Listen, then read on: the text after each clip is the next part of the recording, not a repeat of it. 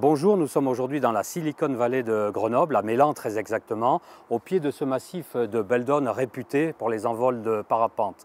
Mais pas que, il y a aussi des entreprises qui font travailler leurs neurones pour mettre au point les innovations de demain. Orano travaille avec une start-up, Hotblock On Board, HBOB pour faire court, et mettre au point une batterie très longue durée. Je vous propose d'aller découvrir tout ça.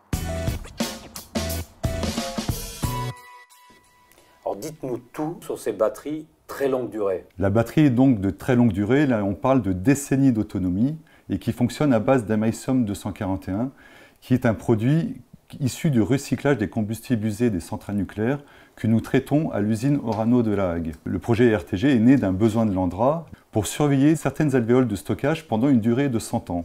L'objectif de RTG sera d'alimenter pendant toute cette durée un réseau de capteurs et ceci de manière autonome à 500 mètres sous terre. Le proto, c'est vraiment un des livrables du projet et qui permet de mesurer l'efficacité des thermocouples.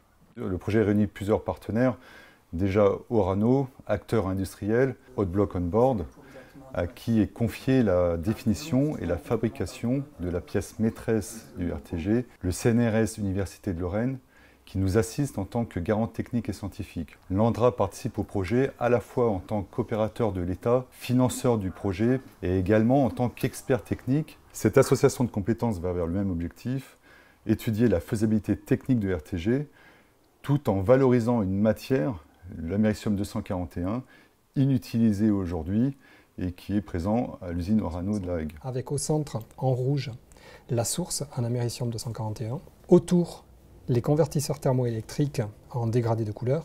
C'est cet ensemble d'éléments qui forment la batterie qui fournit le courant électrique.